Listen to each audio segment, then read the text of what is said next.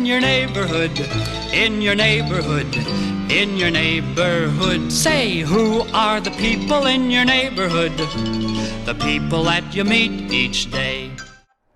Hi boys and girls, welcome to Turn the Page Tuesdays. So now that it's almost time for bed, make sure that you take care of all of those bedtime routines.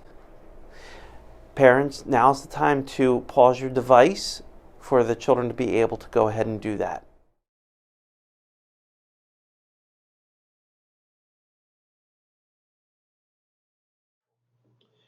Hi boys and girls, today I am here at Miller Eye Care, which is in Jennersville, and I'm here with Dr. Miller. Dr. Miller, how are you doing today? Doing well, thank you. Good.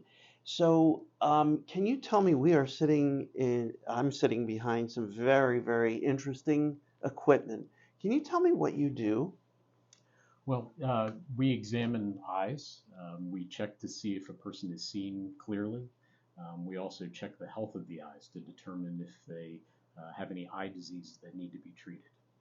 And so you are an optometrist. Correct. Is it very difficult work to do your job? It looks like based on the equipment that it takes a lot of time, and so is it a tough work? It can be, but it's also very interesting work as well. We go to school for a number of years. We go to undergraduate college for 4 years and then optometry school for 4 years as well. And but the work is very interesting. Again, we get to meet a lot of people and examine a lot of eyes. Can you tell me, do you have to know how to read to do your job? Yes, we actually read quite a bit. Everything from textbooks in school to journals and other research articles when we're out of school. And how do you know which is just the right lens to have somebody read? Like in the book that you're going to read, Douglas needed just the right prescription for clear eyes. How do you know when it's just right? So there are a number of instruments that help us to determine which lens is best and what helps a person see the best. And we start with an instrument that does some measurements automatically, and that oftentimes will give us a starting point. And once we found a starting point, then oftentimes we will ask patients which lens looks better. And that's where everyone remembers being at the eye doctor and you say which one lens is better, number 1 or number 2. And that helps us narrow down the accuracy of the prescription. And similar to Douglas had to identify certain things in the vision machine. I'm not sure what you call that.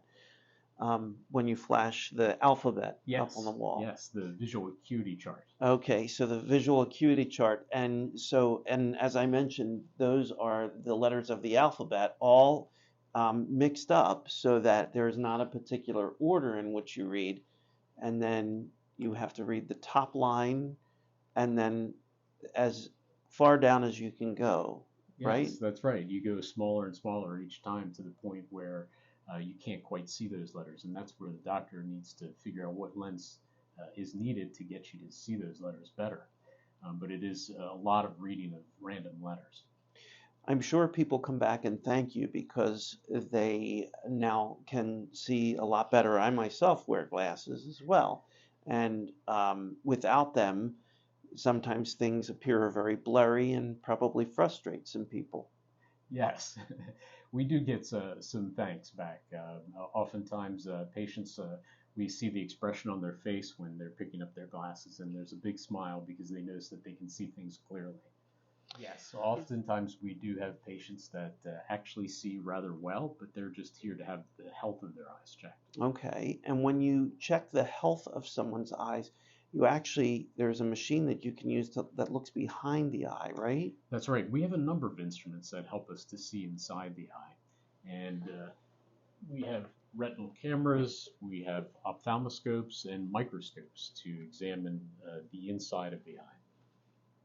It's looking through the pupil to see the very back of the inside of the eye. And so you have a machine that will be able to do that? Yes.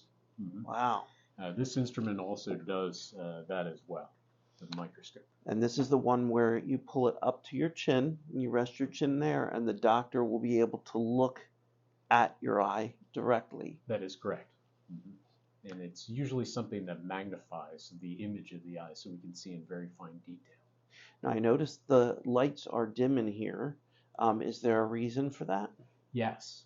In fact, when we do the examination to measure a person's prescription, if the lights are too bright or if they're too dim, then it could lead to a different type of a prescription. So we usually have it at a medium setting. Boys and girls, I know some of you wear glasses, and some of you are probably patients here of Dr. Miller and his team. How many other eye doctors do you have working here? There are 5 of us, including myself. And so you may come and see Dr. Miller or one of his associates to have your eyes examined. And one of the very first things that you'll do when you come in is read the alphabet. You probably see how far down you can get on that. So thank you so much for being with us today. Thank you very much. Thank you.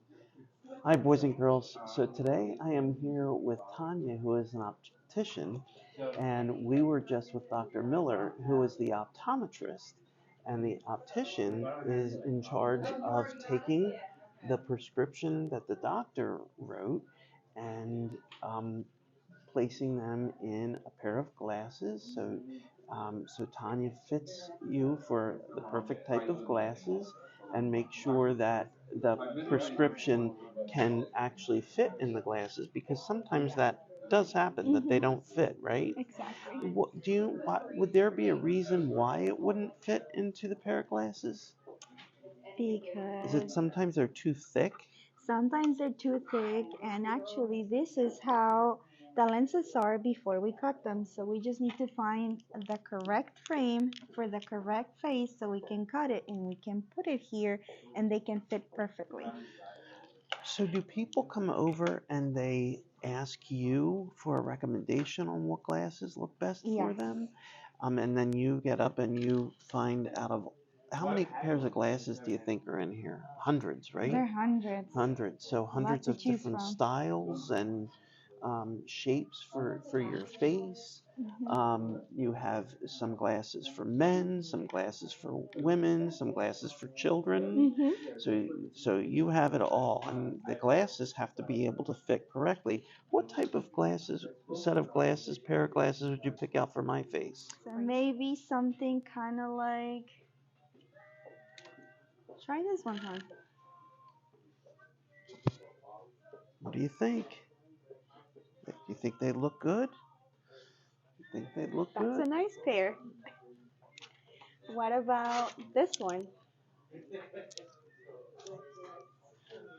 Give you those back. Or this one? These kind of feel nice. So it's all in how they feel as well, right? And then you pick out the ones that you like the best, and then Tanya will help adjust them on your face, and that the prescription turned out, because do you cut the glasses here? Well, we do have one of our coworkers. Her name is Sam, and she does cut some orders. All right. Are you cutting a lens now? I'm blocking a You're lens, blocking setting a it lens. up to get cut. Oh, so you're blocking, which means that out of the lens that you get, Tanya showed us they're usually round, and then you have to block them out to fit a certain lens type. You can look if you want to look. You gotta get closer to the machine. It's got all sorts of numbers and stuff going on here, but you just line it up, and then I don't want to get in your way, but got some blocking pads going on here.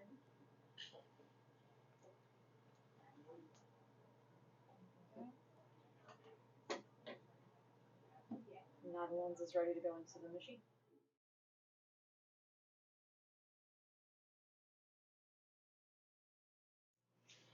The book is Douglas, You Need Glasses by Jed Adamson.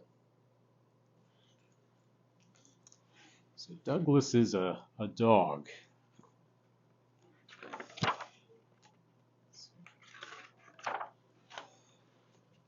Nancy and Douglas were chasing squirrels.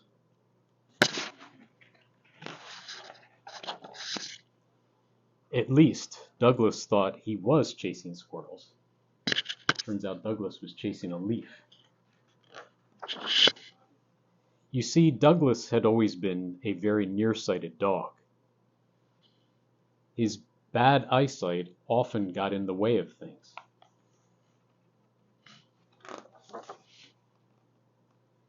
He missed important signs.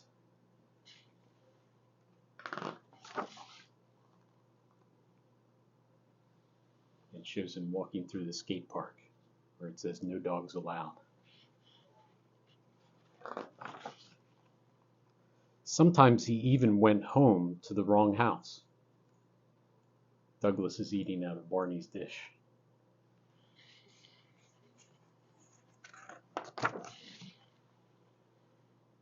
But when a nice, innocent game of fetch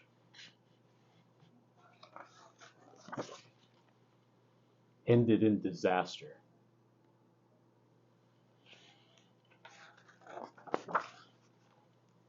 Nancy said, "That's it, Douglas. Come with me." "Why are you taking me to a shoe store?" asked Douglas.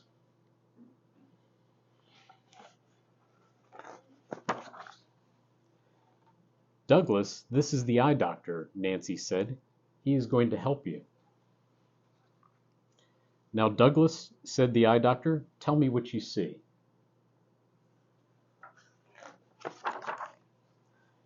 "Dinosaur," said Douglas. Crab? Flying saucer. Definitely a horse. Another dinosaur. "That one's easy," said Douglas. A squirrel.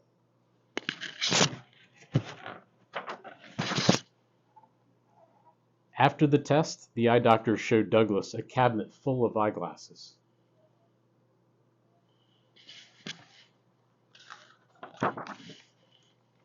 At last, he found a pair that was just right. Perfect. On the way home, Douglas said, "Wow, everything looks amazing."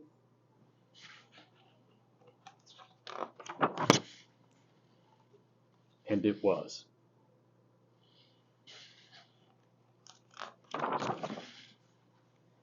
Here are pictures of real kids that wear glasses.